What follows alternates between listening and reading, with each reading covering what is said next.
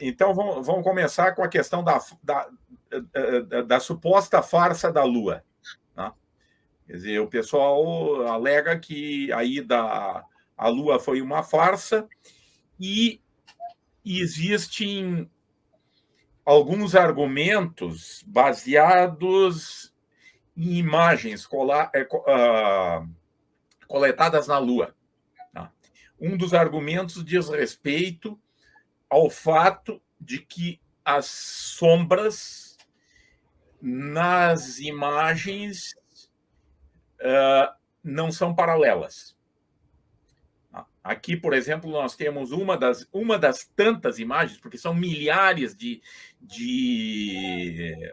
imagens disponibilizadas no site da NASA, tá? Sobre as diversas missões Apollo. São milhares de imagens. Então, todas elas lá, para quem quiser pegar então, é impressionante, né, que os sujeitos falsificam e ainda fazem milhares de imagens falsificadas. Bom, mas então, vejam qual é a alegação. Tá? Afinal, essa paisagem aqui está sendo iluminada pela luz do Sol. Tá? E a luz do Sol, ela vem toda da mesma direção. E, notoriamente, as sombras não aparecem aqui como sombras paralelas. Tá? Então, aí se alega que isso foi feito num estúdio, tá? E que, aliás, nesse estúdio, então, teria diversas fontes luminosas. Tá? Agora, é interessante como é que se consegue, com diversas fontes luminosas, produzir só sombras numa direção, né? Isso já é uma coisa meio complicada da gente imaginar como seria isso, né? Porque eles dizem, tem uma fonte que está produzindo essa sombra aqui, né? E uma outra fonte que está produzindo essa sombra aqui. Né? Mas todo mundo sabe que quando tem diversas fontes luminosas, aparecem sombras superpostas, né? E isso a gente não vê aqui. Tá? Mas existem muitas imagens e em todas elas aparece esse efeito. Ó, tá? Aqui destacado por essas linhas vermelhas novamente. Tá? Bom, então agora vamos discutir a questão do ponto de vista da ótica geométrica. Duas retas paralelas, elas cumprem a condição de estarem sempre à mesma distância uma da outra. Entretanto, se as retas forem objetos para uma lente convergente, as retas imagens não serão paralelas, aproximando-se uma da outra conforme a distância a lente aumenta. Essa afirmação que eu estou fazendo aqui, ela decorre teoricamente da equação de Gauss para a distância do objeto e da imagem, e da equação da magnificação da imagem em relação ao objeto. Alguns dirão que isso aqui são as leis da perspectiva. Sim, é verdade, mas perspectiva nada mais é do que o comportamento da luz, tá? Nos nossos olhos. Tá? Porque nós enxergamos com uma lente na frente do olho. Tá? Nós temos uma lente que conjuga uma imagem na retina. Então, todas as leis da perspectiva, elas, na verdade, não são leis do mundo. Tá? Elas são leis que se referem a como nós vemos o mundo. Né? Elas são objetivas, mas elas têm relação com o comportamento das imagens produzidas por lentes, né? Em particular as lentes do nosso olho, ou, no caso das imagens aí que eu mostrei já para vocês, das lentes que estão nas câmaras fotográficas. Tá? Então, a gente prevê, teoricamente, que as retas paralelas, elas só se apresentarão paralelas mesmo se elas estiverem igualmente distantes da objetiva. Tá? E isso normalmente não acontece. Tá? Então, eu saí à cata de imagens e fiz muitas fotos quando finalmente, num final de tarde, aqui no parque, em Porto Alegre, no Parque da Redenção, eu cheguei nesse lugar onde está tudo pronto ali para mostrar o efeito. Porque vocês vejam que essa calçada, né, ela está cheia de retas paralelas. Tá? Tem esses postes aqui, tá? Que estão projetando sombras no final da tarde, e a gente sabe que essas sombras são paralelas entre si. Mas elas são paralelas na foto? Obviamente não. Tá? Aqui, por exemplo, vocês veem, tá, algumas retas, tá, que eu tomo na calçada, aqui na borda da calçada, tá? E todas elas são convergentes para aquele ponto lá, que, inclusive, em perspectiva, é chamado ponto de fuga. Tá? E idem para as sombras produzidas pelas estacas. Tá? Então, se naquelas fotografias da Lua as sombras aparecessem como paralelas, nós saberíamos que as fotografias foram fraudadas. Tá? Ou seja, o indício de fraude seria exatamente aquilo que os ignorantes acham que não poderia acontecer nas fotos. Tá? Aqui vocês têm outras fotografias, tá, mostrando o mesmo efeito. Tá? E nessa foto vai aparecer um outro efeito interessante depois. Primeiro aqui, ó, nós temos dois postes. Tá?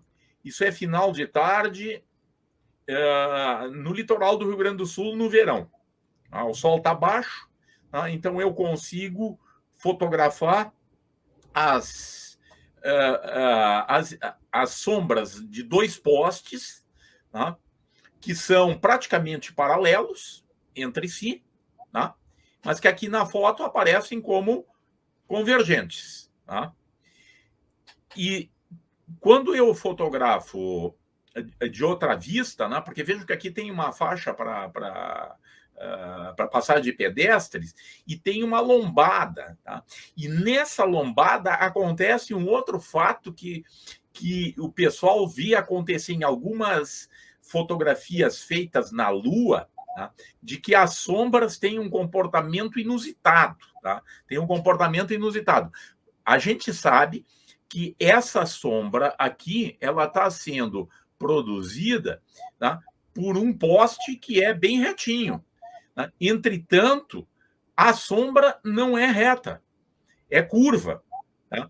E dá para entender, porque aqui a gente até... E quem não conhece esse local, e a maioria de vocês, ou a totalidade de vocês, não conhece especificamente esse lugar, mas imagina o que tem aqui. Aqui tem uma lombada. Tá? Tem uma lombada, e é nessa lombada que a sombra jogada por cima da lombada, né, se apresenta deformada, né, quando eu faço a fotografia. Tá? E aí, então, os ignorantes olham para muitas das fotos feitas na superfície da Lua, que apresentam esses comportamentos que aparentemente são estranhos, né, e veem nesses comportamentos um indício de falsidade das fotos. Tá? Aqui melhor, ó, dá para ver nitidamente. Eu passei uma linha reta aqui, ó, tá? Que vai lá do pé do poste até a parte superior da sombra, e notoriamente a sombra do poste está torta, quando o poste, na verdade, não é torto. né? Mas por causa da lombada que está aqui. Agora, imaginem vocês olharem para uma superfície, como a superfície da Lua, que a gente não tem ideia de como seja o relevo, né? Porque numa fotografia assim, o relevo a gente não sabe como é, né? E aí começam a acontecer coisas estranhas, tá? E que os negacionistas tomam como indício de falsidade das fotos. Tá? Então, ainda eu fiz mais algumas fotos lá no Parque da Redenção, no final da tarde. Tá? Todas essas sombras que vocês estão vendo aqui são paralelas. Tá? Elas são paralelas, mas elas não aparecem como sombras paralelas numa fotografia. Tá? Por causa do posicionamento, dos obstáculos, do próprio terreno. Tá? Então, não tem nada de estranho, tá? Em que se observe aquele efeito nas fotos da Lua. Tá? Ok? Tá? Então, eu não posso tomar as sombras não paralelas como indício de falsidade daquelas fotografias. Mas vou mostrar para vocês uma outra foto, tá? Que, segundo o grande ex-geofísico, tá? Exonerado da USP, tá? Que eu não vou nominar aqui, mas todo mundo sabe a quem eu estou me referindo, tá? Ele fez uma postagem há alguns anos, tá? Dizendo taxativamente que essa fotografia aqui, tá? Era falsificada. Tá? Era falsificada. E quais são os argumentos de que essa foto é falsificada? A primeira prova da falsificação: não aparecem estrelas no céu da Lua, nem nessa foto e nem em outras tantas fotos, né, em que aparecem os astronautas ou até os artefatos que eles levaram para lá, né, e aparece o céu e não aparecem as estrelas. Tá? Então, aí eles tomam isso como uma prova de que as fotografias não foram colhidas na superfície da Lua. Porque se tivessem sido colhidas na superfície da Lua, deveria aparecer estrelas. Tá? Agora, o argumento é o seguinte, gente. Para aparecer estrelas aqui nesse fundo, tá? A câmara fotográfica teria que estar regulada por uma iluminação extremamente fraca. Tá? A câmara fotográfica ela está regulada para capturar a iluminação que vem da roupa do astronauta, que é branco e refletiva, tá? Até para proteger o próprio astronauta do aquecimento, por exemplo. Tá? Então, só vai aparecer nessa fotografia, tá? Aquilo que tiver luminosidade comparável à luminosidade do objeto principal, que é o astronauta e a bandeira. Tá? A Terra aparece lá em cima porque ela também está bastante iluminada. Tá? Aliás, ela está iluminada exatamente pela mesma luz, tá? Que vem exatamente na mesma direção, tá? Ilumina a Terra e ilumina a cena aqui na superfície da Lua. Ou seja, se alguém quisesse fotografar as estrelas, tá? Ele teria que regular a câmera fotográfica, tá? Dando uma exposição adequada para pegar a luminosidade muito pequena das estrelas. Tá? E aí, então, o que aconteceria?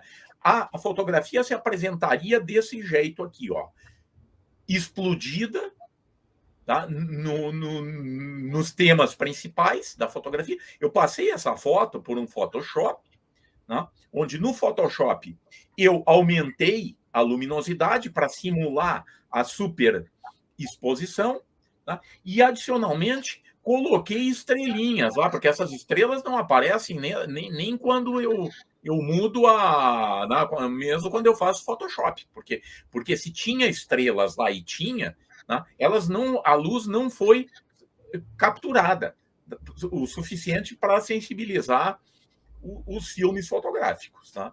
Então, esse argumento de que não aparece estrelas, de novo, ele tem que ser invertido, porque se aparecesse estrelas nessas fotografias, tá? A foto seria falsa, tá? Porque não pode aparecer, tá?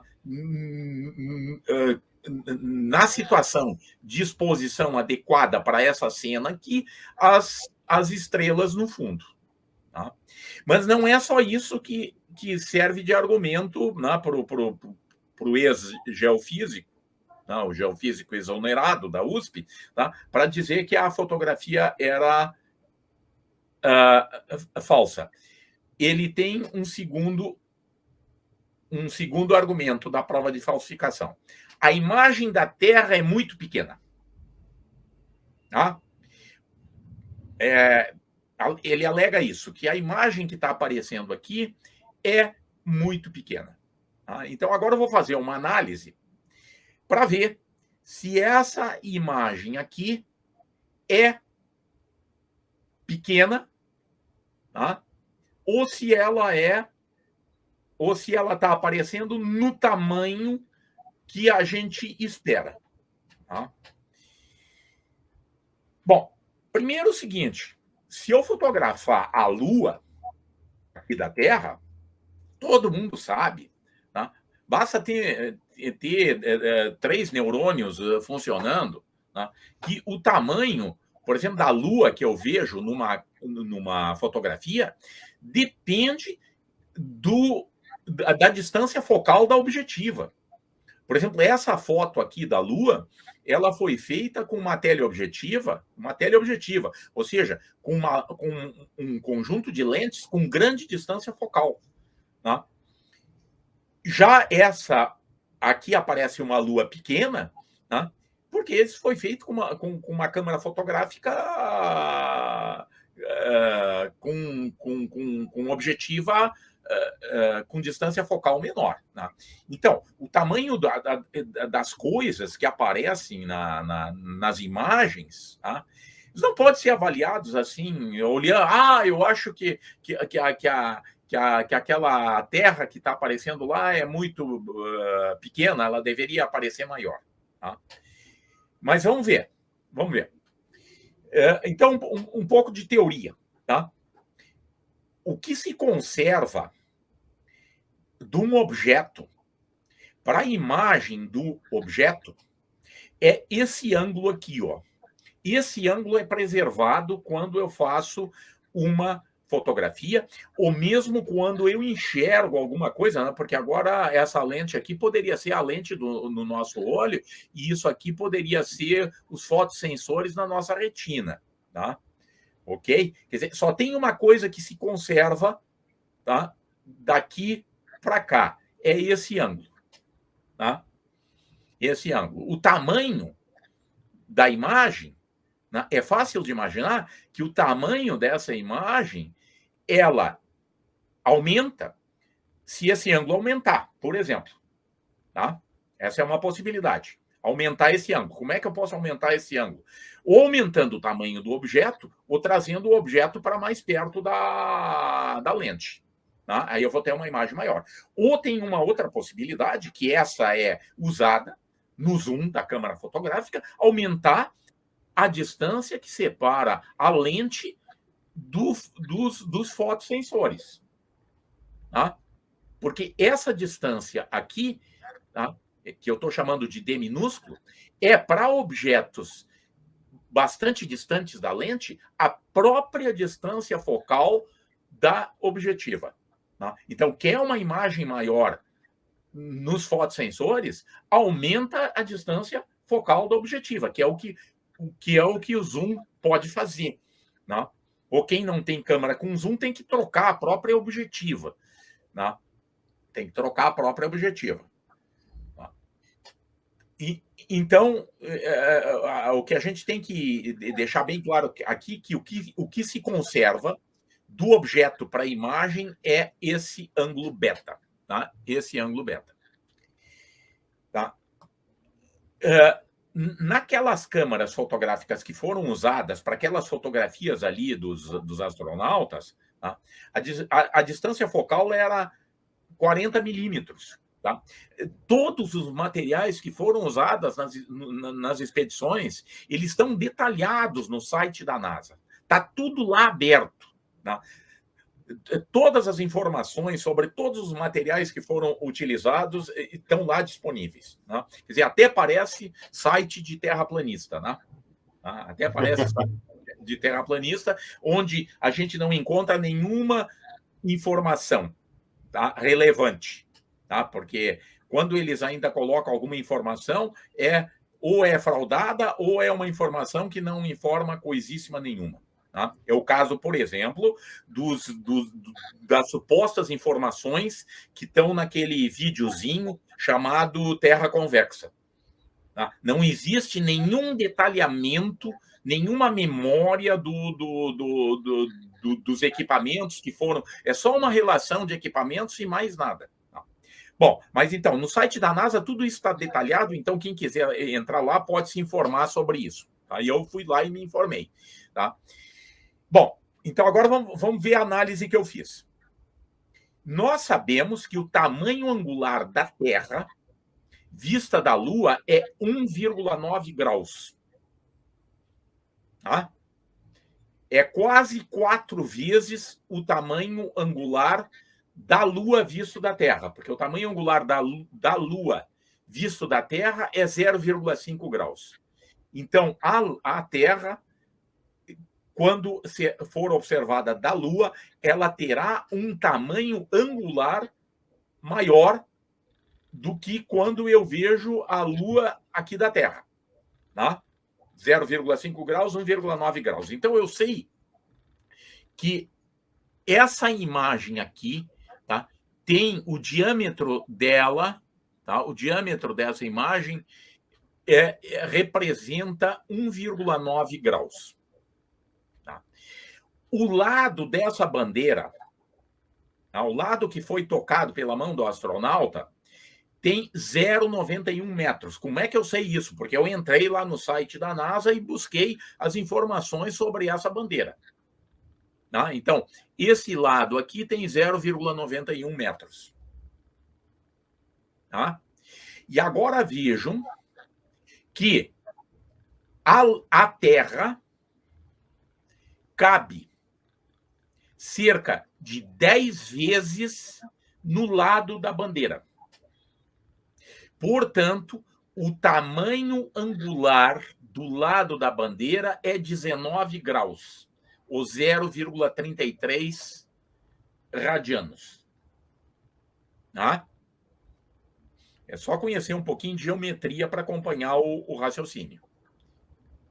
Ora, se eu tenho um objeto com 0,91 metros, tá, de dimensão linear, e o ângulo que esse objeto tem em relação à objetiva é 0,33 radianos, então eu posso calcular a que distância a câmara fotográfica estava do astronauta ou da bandeira, cerca de 3 metros de distância, o que é perfeitamente consistente com quem já usou uma câmera de 40 milímetros e fez fotografias de amigos. Tá? O sujeito está perto da cena. Tá? Ele está perto da cena e está tudo certinho. Tá? Não existe, eu não consegui levantar nenhum indício de falsidade na foto quando eu comparo o tamanho angular da Terra que aparece lá com o resto da imagem. Tá? E agora o mais interessante é que quando a gente olha nessa fotografia, tá, a gente vê a imagem do fotógrafo. Tá? Porque o visor do astronauta, que é altamente refletivo, né? A gente não consegue enxergar para dentro do visor, né? Porque ele está protegido, né, para a entrada de luz, dá para ver ali o fotógrafo, tá? O fotógrafo, o que corrobora os 3 metros de distância, tá? Que o fotógrafo estava do astronauta. Tá? Aqui melhor, ó. Tá? Tá? Dá para ver ele até com a cabeça meio inclinada, porque ele está manuseando a câmera fotográfica. Então, não existe nenhum indício de falsidade nessa imagem, tá? E é completamente descabida aquela alegação de que a Terra deveria estar maior na foto.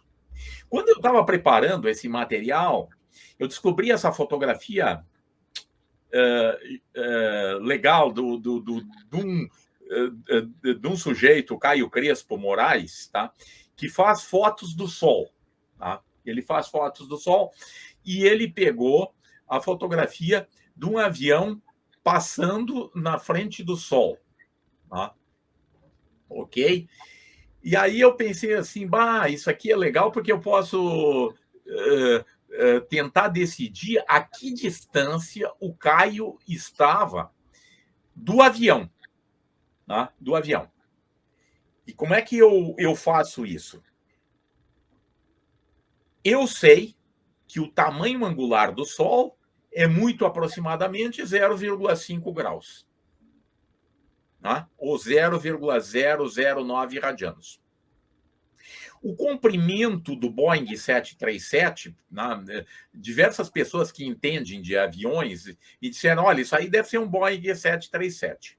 Tá? Bom, aí eu fui para a internet para buscar o comprimento. Né? Varia um pouco esse comprimento. Tá? Eu peguei uma média aí, tá? E essa é a medida mais, digamos assim, falível que eu tenho nessa discussão. Tá? Eu vou tomar esse comprimento como sendo aproximadamente 35 metros. Tá? 35 metros é o comprimento do avião. Tá? E aí eu posso medir quantas vezes o avião cabe no diâmetro do Sol, que é conhecido. E ele cabe 8,7 vezes no diâmetro angular do Sol. Portanto, o tamanho angular do avião é o tamanho angular do Sol, 0,009 dividido por 8,7, ou 0,0011 radianos. Tá? E daí é fácil de calcular que se o avião tem aproximadamente 35 metros, basta eu dividir os 35 metros por 0,0011 radianos e eu calculo a distância em que a fotografia foi feita pelo Caio. Tá? Essa fotografia deve ter sido feita a 32 quilômetros de distância.